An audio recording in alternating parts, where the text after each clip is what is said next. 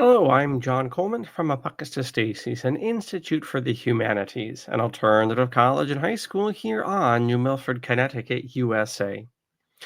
This live recording, thanks to your donations and broadcast, live recording, this broadcast and recording, this live recording and broadcast, indeed, altogether, thanks to your generosity, is project day number 253, and we're making our way through H.G. Wells's Outline of History, looking at the rise of the novel. This series that you see on the various Institute platforms is a way to give you a sample of what to expect in class should you enroll.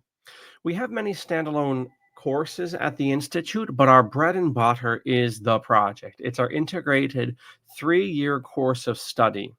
So what you and I will enjoy in the minutes ahead is part of that, is the most simplified and core part of that, something which will bring our distance learners, such as yourself, our alumni, and indeed our larger supporters, as well as our enrolled students, into greater communion, into greater intellectual synchronicity. This is something, this project, this method of learning is something you will find nowhere else.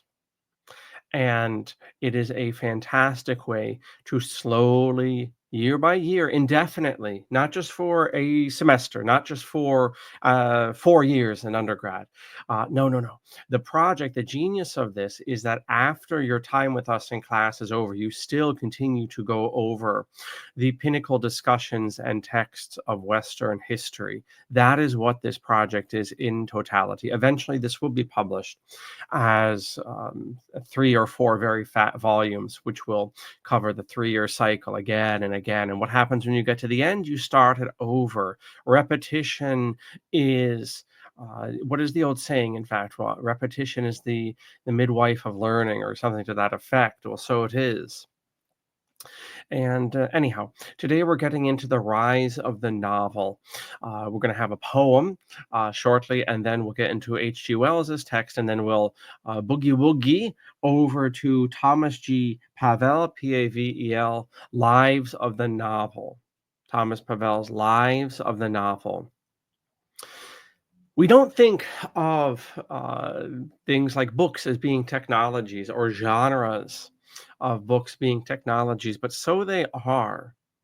And we see a shift in this modern period, now in the 18th century, 17th, 18th century, away from uh, dramatics, shall we say, the liturgy, the Christian liturgy, away from poetry, away from symbolism, which liturgy and poetry thrive off of, towards the interior focus of the novel, towards the rationality of the novel, towards the contemplation of the novel. And so we see a definite change happening. You know, last week we looked at political changes, whether that was the chaos of the Holy Roman Empire then during the 30 Years' War, indeed the chaos of Christianity at the same time, the breakup of the church. We looked at the beheading of Charles I and the rise of the Protectorate under Oliver Cromwell, and that short-lived Puritan Republic. We looked, of course, at the Sun King Louis XVI, and so we see political things changing, right? Christianity is broken up into all these little sects. Even the Catholics, which appear to be unified themselves, are just as shattered politically as the Protestants, with all of the not concordats, but different agreements with the Vatican and Spain and Italy, Spain and France, rather, concerning keeping the authority of the Pope out of those domains, which are quite substantial, especially when you look at Spain, because of its connection to the Habsburgs as well as to the holdings in the New World. So we have all of that. That all represents a change in Western thinking. However, what also represents a change is this rise of the novel, this new way of expressing.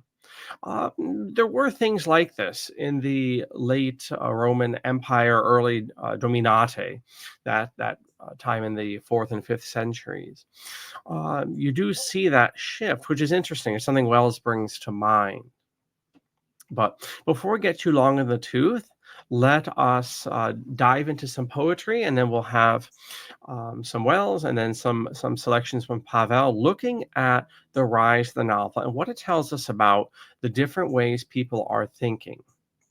And I should say, just to set this up, this is basically as the project is fleshed out more and more, and as its curricula settles down, this is what we're looking at. If you wish to join us in this, and you can freely access elements of the project on our site, more and more will be added every day. There is a sub-page for the project. I need to update it with last week's classes. Very shortly, I will be putting up the schema for the 1-year cursus of reading from H.G. Wells. In time, that will be built out to the story of civilization, which will be the second group. So you'll have 3 poems, H.G. Wells for the day, 3 poems, Durant for the day, 3 poems, and then some tertiary reading, maybe from Thomas Pavel some fine day, or from Clarissa, or from Robinson Crusoe, or from these actual novels of the time that we're looking at. That's the that's the full course of study, which is best digested, the full deal, the full 3 units, by those who are enrolled in our courses proper. But everyone will be able to benefit at least from the first 1 and 2 sections. All right, so let me change the camera, get some poems going, and then we will go to the races. In fact, as we settle down here, here's our main page, and there's all sorts of goodies here, including our upcoming autism seminar. I finished this poster last night, in fact, the hidden causes of autism. That's going to be given by Miss Janice Barcello in June. And there's herself. There's Janice, very capable presenter there. But I mentioned the poetry of the project. You can actually, and the subpage, why don't we take a look at that briefly here? So you want to go to our main page, which is down below, and then you probably want to hit academics, and there we go. And then go down on the drop down, and then you click on the project. And actually, you know what? I'm going to not even get up from the seat here. I'm going to just use our poetry file.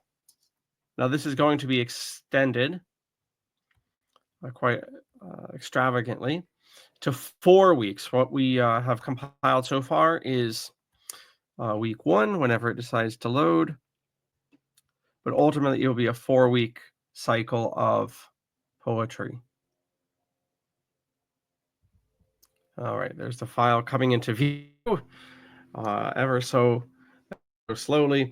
Now, the difficulty when coming up, I should say out loud, the difficulty when coming up with the poetry section is we do have some lengthy poems, and the difficulty is whether to just include incipits from them, selections, maybe the opening lines, or to include the whole poem, in which case that would almost certainly throw off any reasonable reading. So I think I have a workaround for that. There are going to be lots of options with the project, depending on your state of life and your commitment, whether you're just casually watching us online, or whether you're involved in our monthly private open events and our seminars, or indeed whether you are formally enrolled. The difficulty, or at least the challenge of the project, is to make a unified set of readings, whilst at the same time allowing for great diversity in commitments and in time available to people. But anyway, here is our provisional cursus. So let's drink deeply from this. Hey, there we go. We'll just take Sappho. Everyone loves Sappho. Okay. So this is Akatoria poem by Sappho. Ancient Greek poetess. Some say throng and cavalry, some say foot soldiers, others call a fleet the most beautiful of sights. the dark earth offers. But I say it's whatever you love best. And it's easy to make this understood by everyone. For she who surpassed all humankind in beauty, Helen, abandoning her husband, that best of men, went sailing off to the shores of Troy, and never spent a thought on her child or loving parents when the goddess seduced her wits and left her to wander. She forgot them all, and could not remember anything but longing, and lightly straying aside, lost her way. But that reminds me now, Anactoria, she's not here. I'd rather see her lovely step, her sparkling glance on her face, than gaze on all the troops in Lydia in their chariots and glittering armor. Once again, that is Acatoria poem by Sappho. And with that, we now move into H.G. Wells. Now, keep in mind that, uh, get rid of that. Keep in mind that the genius here is repetition, and coming in contact with the different poems and the stable yearly and tri-yearly readings, one or two or three goes. That is to say, a little bit shy of a decade. Only then will you really begin to grasp what is Western culture and what this commitment, the fruit it will bear in your life. Those of you who might pray the Christian divine office will know that. It takes some years, not many, not decades, but it does take a few years under your belt before you see the genius of constantly coming across the Psalms, constantly coming through this rhythm, in our case, this rhythm of learning. You have to give it a few years. But there is that familiarity, coming across, in this instance, Staffo every month, coming across that meditation every month, and then plugging it in to the larger studies. So what I'm going to do now is mute this, and rather mute the visuals. That's Mr. Watanabe from what is that Japanese? I love the film. I can't recall the name of it though. It's about the dude with stomach cancer and coming to love life. In fact, this is the image you're seeing here as I change the camera. In fact, it was a student, a late student, deceased, Lord of mercy on her, who would put me onto this this film. It's a very, very moving piece. We actually showed it to the high schoolers around Christmas time, because it's kind of it has certain tones of A Christmas Carol to it. All right, let's see here if the camera, there we go, that's what we're after. So a little bit later in our class, we're going to get to Thomas G. Pavel's Lives of the Novel. But for right now, we're going to take a look at H.G. Wells for today. Again, this is day 253 out of 365, beginning on September 1st. And then we just begin at day one again. How do you like that? Okay. And we go back here. I'm reading on just a little bit ahead. Okay. We read that some of the brightest and best writing in French during this time was done out of France by Frenchmen in exile and revolt. Descartes, the greatest French philosophers, I'll hold my opinions there, lived for most of his life in the comparative security of Holland.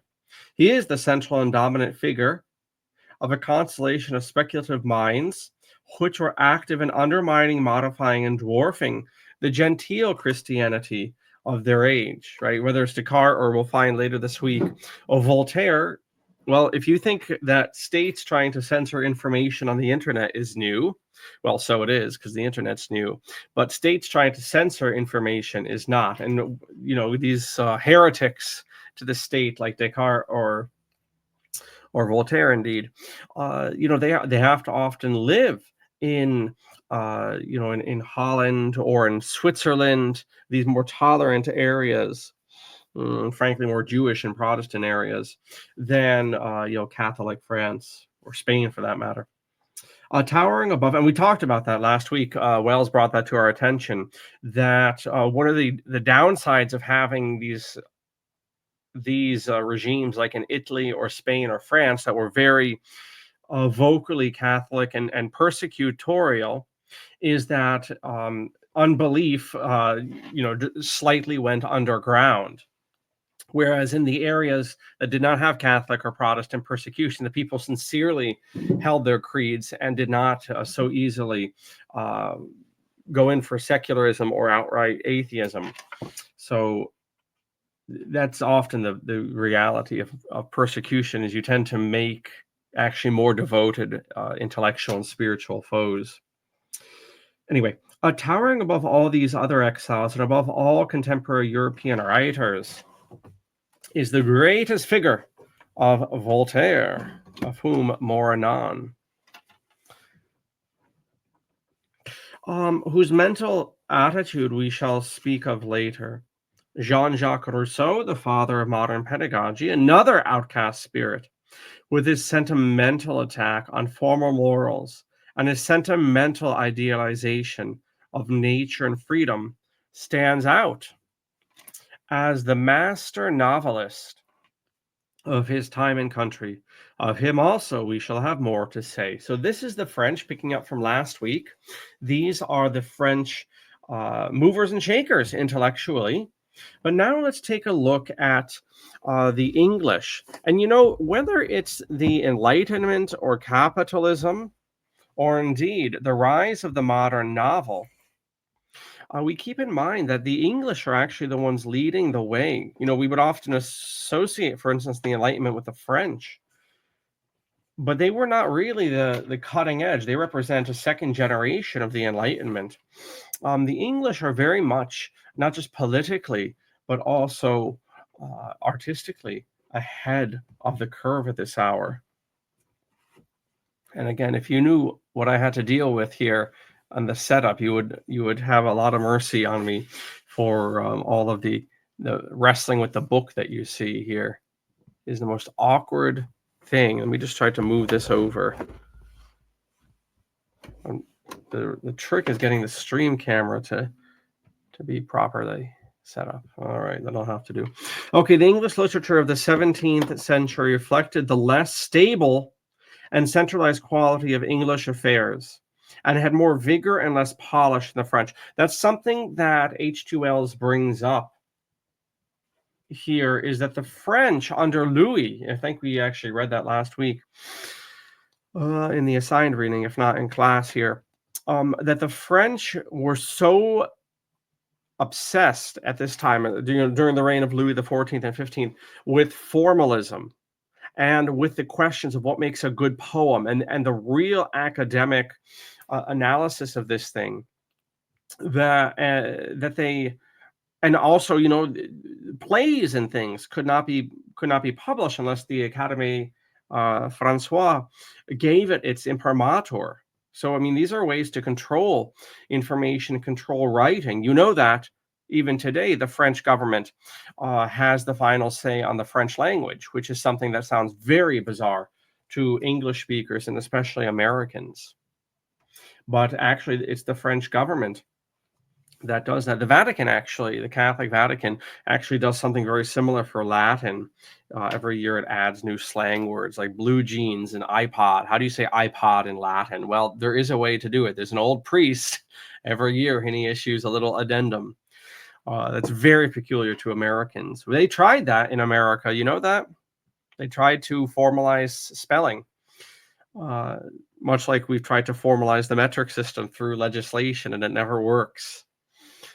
Teddy Roosevelt, in fact, wanted and tried to pass through Congress the standardization and simplification of spelling French origin words in English, like through and thorough.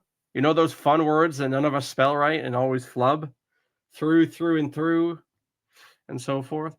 And it never went anywhere, even though this spelling was much more simplified. Through was just supposed to be THO.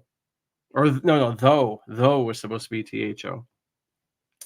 Anyway, back on track here. So notice here that the English and the English culture were much more malleable, which allows for more vigor, less polish, than the French, whose focus on formalism and being academically proper often strangles the life out of French poetry and French plays in the 18th century. We read again, Descartes and his school. One with him may put Bacon, Francis Bacon, of whom we have already told in our account of the scientific Renaissance. And you can read his New Atlantis, not for literary reasons, although there's something of the early novel in that, but his New Atlantis to see how this new idea of natural science and the attitude towards natural science was shaping up. Of course, we put Hobbes and Locke. John Milton, wore a mixed garment of Greek and Latin learning, Italian culture, and puritanical theology. Milton also wrote a treatise in favor of divorce within the same month that he got married, which was scandalous, even to the Puritans who didn't really have any problem with divorce. There was a considerable free literature outside the range of classical influence, finding perhaps its most characteristic expression in Bunyan's Pilgrim's Progress. And that is a very light type of allegory of a soul on its journey to heaven. I call it sometimes the Protestant commedia. And I think that's fair, except that in Pilgrim's Progress, everything is symbolical, whereas in Dante, there are different levels, of which only one is the symbolical.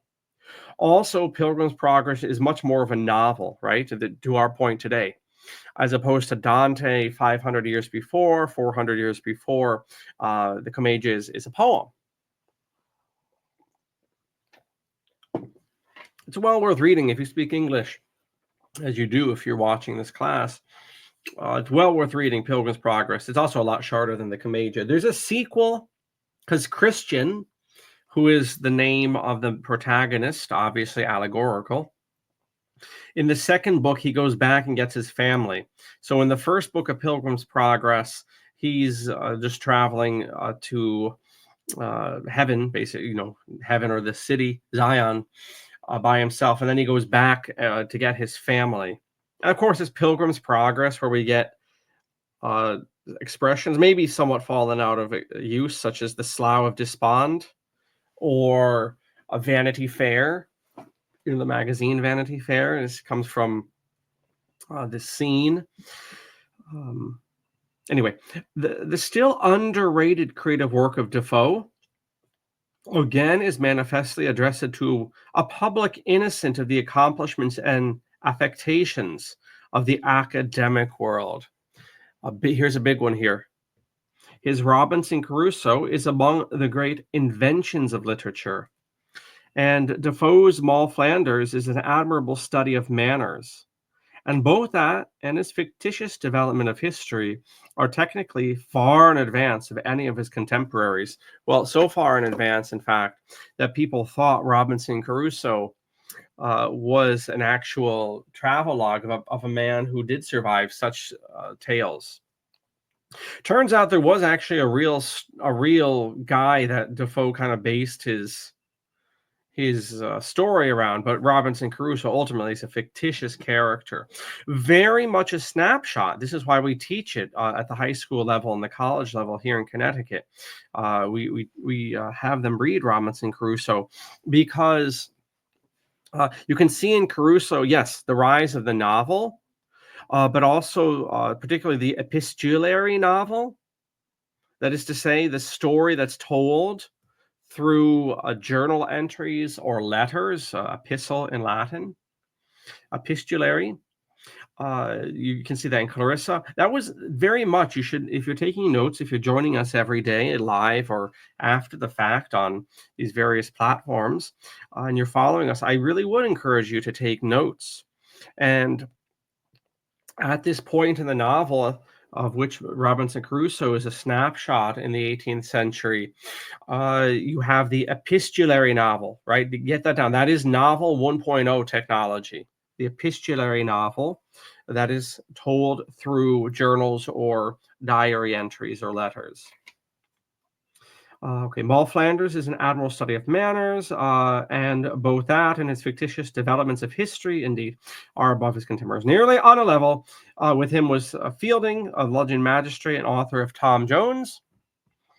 Samuel Richards, the printer who wrote Pamela and Clarissa, was a third great figure amongst the living realities of English literature in the 18th century. A literature that did not trouble, unlike the French, that did not trouble to be literary. And with these three, it is the custom of criticism to associate the name of the far inferior Smollett with these names and that of Jean-Jacques Rousseau. The novel, the pseudo-real, so what's the definition? The pseudo-real account of ways of living or going about in the world, of the encounter with moral problems, comes back into importance. As alluded to earlier in our class this morning, the novel existed before the modern period. It disappeared in the decline of the Roman Empire, and its return marks the release of new, indeterminate sorts of people curious about life and conduct, people of some leisure, people anxious to supplement their own experience. Liberalism is rising, right? This is the individual. What makes the modern world different than the medieval or the postmodern is the individual. It's indefinite, indeterminate, right? That's why novels can have sequels. We would recoil if the Aeneid had a sequel. We would recoil if Dante's Commedia, to reference himself again, if Dante's Commedia had a sequel. We don't recoil that Robinson Crusoe has a sequel, which it does. Almost nobody knows that, by the way. Robinson Crusoe does have a sequel, much of the same, but he actually travels all the way, I believe, to Japan, and then comes back through Russia and nearly gets eaten by cannibals in the second book. Also, as I mentioned here, right, Pilgrim's Progress has a sequel. He goes back and gets his family. We would recoil. I mean, the closest thing you'll get to sequels when it comes to classical epic poetry, like the Aeneid or the Odyssey or whatever, are where you have new stories, new heroic stories kind of spun off from characters. So the Aeneid is basically following Aeneas, who's a bit character in the Iliad. Right, you know, if you read the Iliad, there is this dude from Troy with his Spartans called Aeneas, right? And then, hundreds of years later, Virgil uses this sidekick character and makes a whole world off of that. That's different than the pure sequel that we see in the novel. But that's why we look so much at art when we study history. Why did Wells give this fat old paragraph to looking at the novel in terms of history? Because the novel and the rise of the novel in the 18th century is showing us that men are thinking differently. They are thinking, once again, indeterminately, open-endedly. And they are thinking individually. Here, perhaps, before we end this literary parenthesis, we may also note a significant bit of English literature and the graceful Addison and the lumpish lovableness of Samuel Johnson. And he goes on to talk about the fact that most people have forgotten what Johnson wrote, but they have not forgotten Samuel Johnson's nearly endless sayings, which still find their way into collections of maxims and collections of sayings today. All right, now we are changing gears here. We're shifting gears. And in this focus on the rise of the novel, we have Thomas G. Pavel's The Lives of the Novel, a History. And I remember how excited I was years ago, maybe 10 years ago, to really stumble across this whole concept of the novel being a technology, the novel having its own history. There was an old book. I mean, this idea of the novel having a history, which I'll delineate and Mr. Pavel will help delineate for us. This idea is not brand new. I have books. In fact, my introduction to this whole concept was from a book from must have been the 70s or the 80s, talking about this, which I read in some very strange circumstances. One Holy Week, in fact. So it might have been slumming it and hiding in places, trespassing in places in order to avoid driving around back and forth to the church and things. Anyway, yeah, I did read such a text, and it really opened up new vistas to me. Speaking of the novel, you see this beautiful platform I'm using. This actually is a copy of Moby Dick, issued by Barnes and Noble. They have all these beautifully illustrated texts. But this is, when you see all these swirls and things, that's what you're looking at, is actually the backside of this text, and it allows whatever book I'm using to be a little bit closer to the camera and a little bit cooler than just the wood that you would see otherwise. All right, so we're going to get into here. I want to reread this book. I've pretty much forgotten everything specific to Mr. Pavel's book here. It's been a while since I've read this, and so one of my to-dos this spring and summer is indeed to get back into this. A bold and original history of the novel, we read in the synopsis here. From ancient Greek to the vibrant world of contemporary fiction, the wide-ranging survey here of Thomas Pavel argues that the driving force behind the novel's evolution has been the rivalry between stories that idealize human behavior and those that ridicule and condemn it. Impelled by this conflict, the novel moved from depicting strong souls to sensitive hearts, and finally to enigmatic psyches. Pavel analyzes more than 100 novels from Europe, North and South America, Asia, and beyond, resulting in a provocative reinterpretation of its development. I would say that would be a big difference if I were to go down to my library, which has no books near enough. They renovated the thing during COVID, and it has like no text. Whenever you want something at the library, you have to get it on a digital copy. Basically, they have very few books compared to how much they had before. They do, however, have a giant section on the Holocaust, which I'm reading every single book of right now, which is interesting. And I will do a follow-up on that when the that project is complete. The personal study is complete. I will be bringing everyone up to date. I have a few questions I'm trying to answer, and the more I read, the more questions I have. All right. Anyway, that's another topic altogether. The evolution of the novel is an astonishing success story. And where is my card?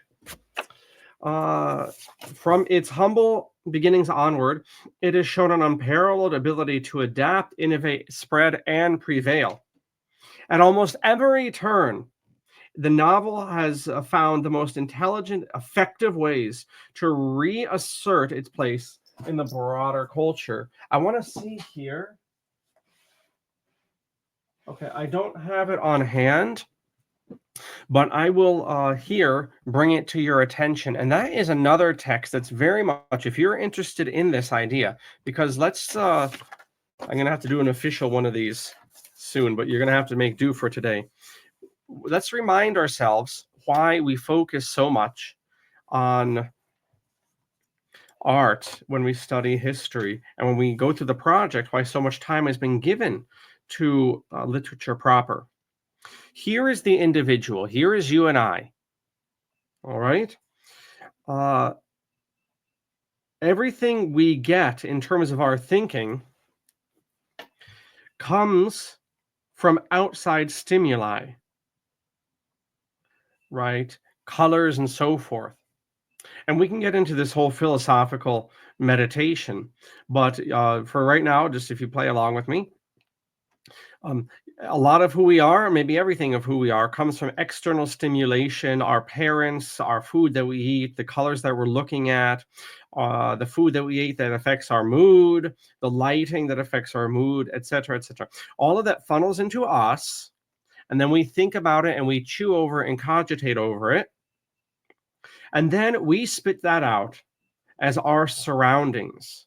Everything you see around you that is not nature came from thinking. Everything, this pen included, this sticky note, and so forth. What's appropriate here is that one of those things that's spit out of man, so inputs, outputs, one of the things that's spit out is literature. And it's a very, very easy way, with a little bit of training, to be able to chart the development of men's thinking once you understand this dynamic at play. Inputs, outputs. So one of the things, and one of the books that's really developed off of that, yes, is this text by Thomas Pavel, but the other one is by Angus Fletcher. It's called Wonder Worlds. I'm going to put the cover up here. I interviewed Fletcher some years ago, and he's very much in high demand by, of all things, military intelligence, and to teach at the Army War College and West Point and all of these highfalutin places, so-called. Nice fella. And there we go. What he looks at is the different aspects of the novel as technologies, as ways that the brain has come up to cope with elements in life and difficulties in life. So I'm going to show you the screen share of that. So you might want to go out and buy the book, rent the book. And I'm sure we will have occasion in the future to nibble at this. Wonder Works. And that's subtitled The 25 Most Powerful Inventions in the History of Literature. So he gets into, literature as therapy, literature as celebration, literature as dream analysis, and he will give you 2 or 3 examples from commonly read texts.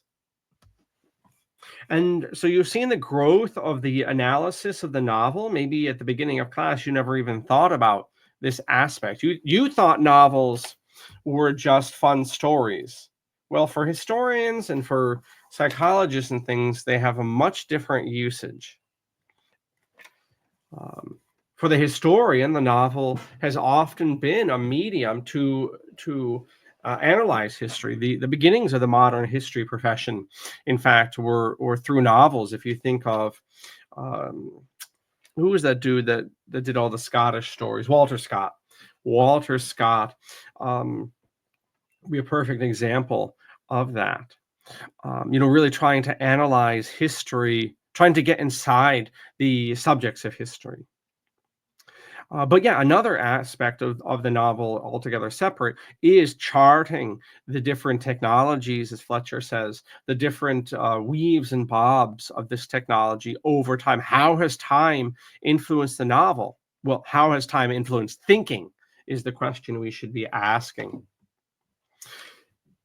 But yeah, another aspect too is that this has diversified. So when I read that book, alluded to already, about how the novel has changed, they were looking at national literatures in the 70s and 80s, right? So the chapters were organized as German literature and French literature and American literature, whereas now it's internationalized quite a bit.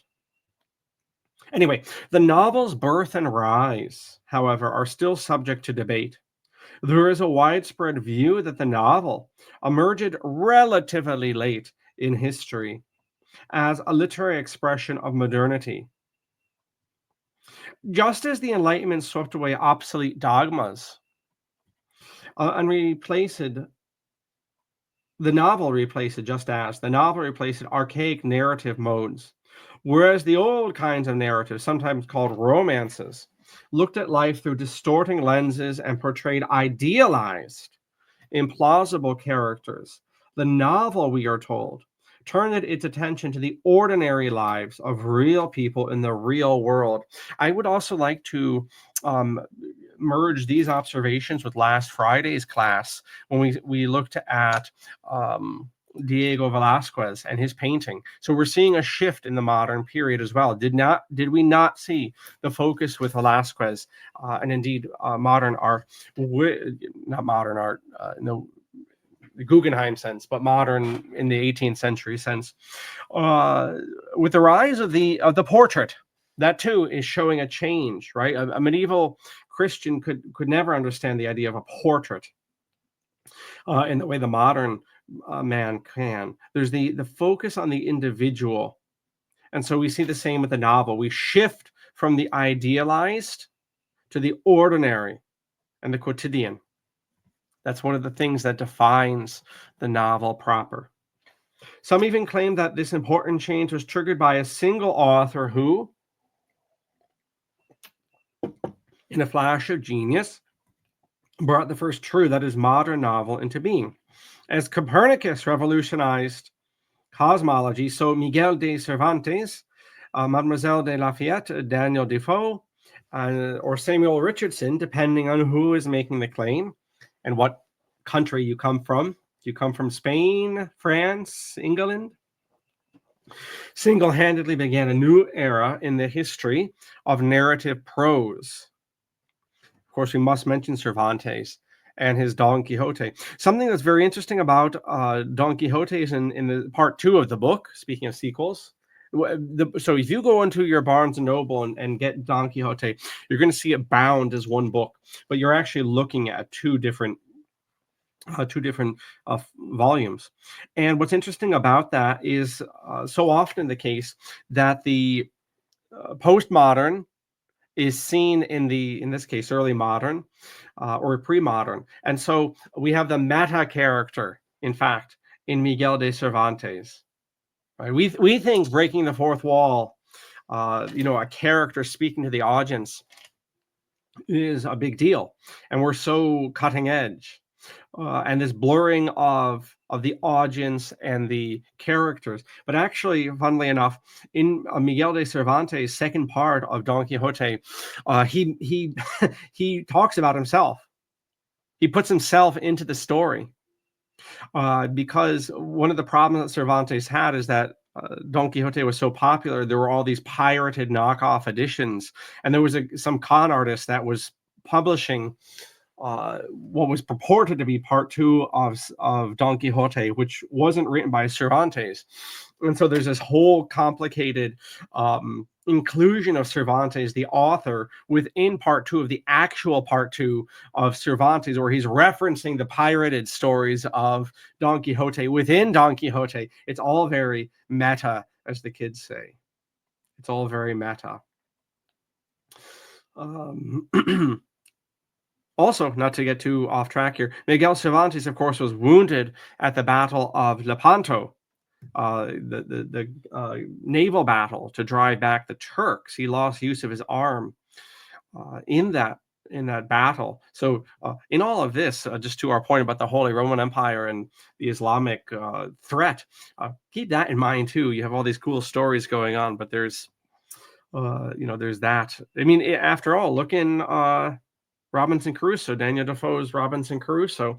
Isn't Crusoe taken to be a slave of the Muslims in Africa early on in the story? I mean, that's a perfect point of what was going on. So much happening. The early modern period is so rich. It's so very rich in activity. Okay. Contrasting the previous paragraph, Pavel goes on here. This would make the novel a modern genre, polemical, rebellious, realistic, and born from a single great pen. And to some extent it is. Samuel Richardson's influential Pamela and Clarissa, which are held to be the beginning of the English novel, certainly challenge narrative methods, offering moment-by-moment portrayals of livid experience. It is also true that some novelists, Francois Rabelais, Lawrence Stern, for instance, adopted a rebellious stance, that novels often aim to describe social life realistically, and that, like any human endeavor, the genre's development frequently depended on exceptional individual talent. Okay, so there we go there. So interesting, right? I mean, the English ascendancy politically at this point, I mean, this is exactly when the British Empire is really coming into its own, not just in North America after the French and Indian War and things, but also in Asia, as we'll have occasion to explore. Notice also that this is stimulating the pens and the minds of the authors and artists of England. Do we not see a similar thing in Augustan Rome? Do we not see the same thing in post-war America? That there's an artistic rise at the same time there's a political and military rise as well. So very interesting altogether.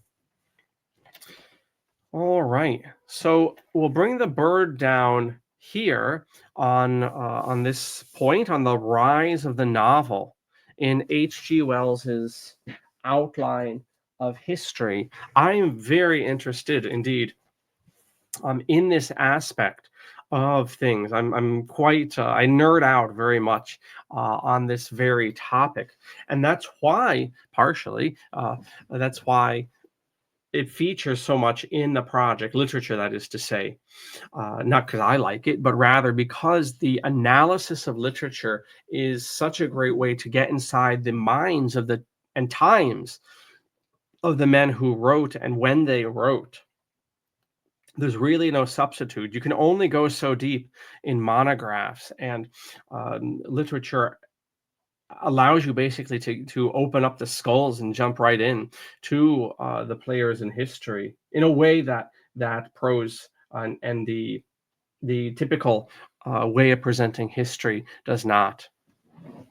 All right. So with that being said, thank you for joining us in class this morning, especially live. I love to see the live students there on our various platforms. And also for the different feedback, the thumbs up and the comments and so forth. Shortly, we will have a lot of resources available, including a PDF of the outline of history, our 4-week curses, our yearly breakdown, page number wise, of this. And those are all going to be on the sub-site of ApocatastasisInstitute, completely dedicated to the project. Ultimately, my hope in doing these classes, besides staying in good form and good trim with the topics, is indeed to encourage you to think about enrolling here at the Institute, whether you can meet us in person here in Connecticut or long distance. Consider enrolling for your own education and to assist the growth of our dear college. We're building culture here, and we're moving beyond just complaining. We're moving beyond just bitching and moaning. We're moving indeed into replacing a dying culture, a culture that's dead. In fact, it's a husk. We don't have a culture. What we're doing here, coming to the realization of what is the West, what are the humanities, what is life on this earth, asking these deep questions that we do in the outline of history, in the project, in our classes, in our interview shows, asking these questions, answering these questions, and then working to build off of those meditations. All of that is heavy work. It's heavy work IRL in real life. So part of that is material, and we do hope to have a location. I've been really moved, actually, just interiorly. If I was to be into holy rolling, I'd say the Holy Spirit's moving me to look into property, to look into getting property, and to finding a location for Apocatastasis, and to finding a location we can have our various events, our lectures, our naturist work, our classes, our prayers. I think we're at that point. 11 years in, working on our 12th year, I think we're at that point, and material assistance is necessary for that. So perhaps we'll see you indeed enrolled here at our dear institute. For now, I'm John Coleman. We've been looking at the outline of history. We've nibbled away at Thomas Pavel's Lives of the Novel. And I will catch you all very soon. Thank you so much for joining in, and masalama.